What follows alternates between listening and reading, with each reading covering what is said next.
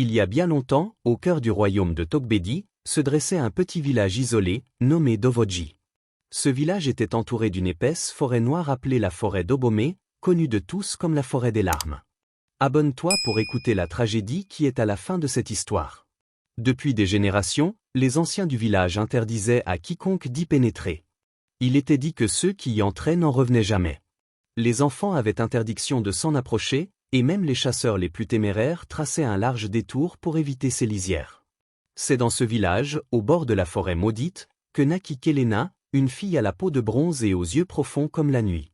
Sa mère, Senua, était une femme silencieuse, toujours vêtue de blanc, qui ne quittait jamais le village. Le père de Kelena, le grand chasseur Gando, l'avait adoptée lorsqu'elle était bébé, trouvée dans un panier près des rives du fleuve Ogoué. Kelena avait une voix étrange. Quand elle chantait, même les feuilles s'arrêtaient de bouger. Les oiseaux se taisaient. Ces chants faisaient pleurer les anciens sans qu'ils sachent pourquoi. Elle ne comprenait pas d'où venait ce pouvoir, et sa mère refusait d'en parler. À ses 17 ans, tout changea. Une nuit, Kelena fit un rêve. Elle était debout dans la forêt d'Obomé, pieds nus, entourée d'arbres qui pleuraient du sang. Une voix l'appelait, douce et déchirante. « Kelena, viens pour moi, libère-nous. » Le lendemain, sa mère avait disparu. Pas un mot, pas une trace. Juste une mèche de ses cheveux posée au seuil de la maison, et un vieux tissu blanc taché d'eau. Tout le village se mit à la chercher, mais personne n'osa s'approcher de la forêt. Kelena sentit son cœur se briser. Les nuits suivantes, les rêves se répétèrent. La voix devenait plus insistante, et Kelena sentait une force l'attirer. Elle comprit que sa mère était dans la forêt.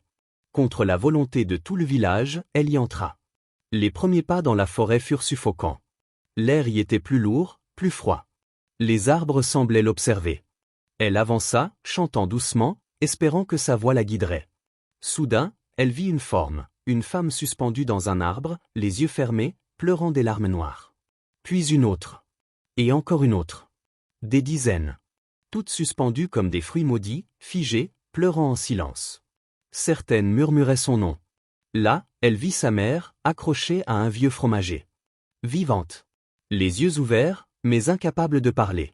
Une ombre surgit derrière elle, une forme immense, humaine mais sans visage, vêtue de chaînes et d'étoffes noires. C'était l'esprit aux 1000 larmes, gardien de la forêt. Il lui parla sans ouvrir la bouche. « Tu es venue, comme ton sang te l'ordonne. Tu es la dernière fille de la lignée de Dahachamivi, la reine qui m'a trahi. Ton chant peut me détruire ou me libérer. Ta mère a tenté de m'affronter, elle a échoué.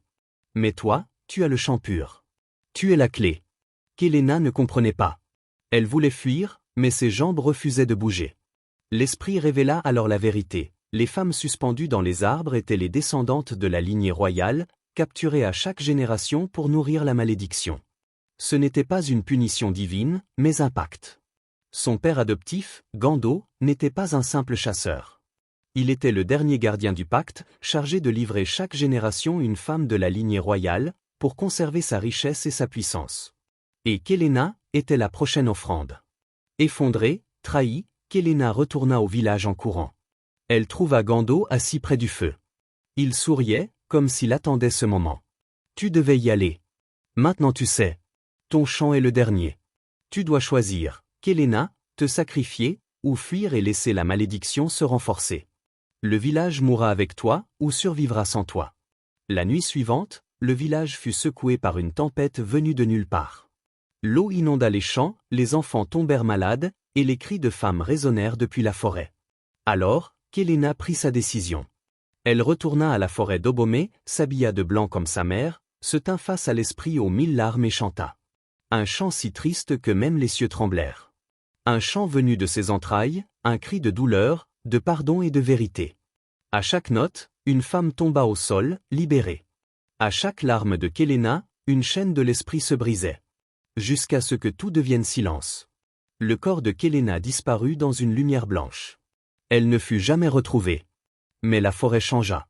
Les arbres se couvrirent de fleurs. Les oiseaux revinrent. Et un chant doux flotta dans l'air chaque matin. Le village, sauvé, éleva une stèle en son honneur. Kelena, fille du chant, mère des larmes, sauveuse des oubliés. N'oublie pas à t'abonner, laisse un j'aime et mets en commentaire depuis quel pays regardes-tu cette vidéo. Et n'hésitez pas à nous raconter les interdits de votre village afin qu'on puisse raconter.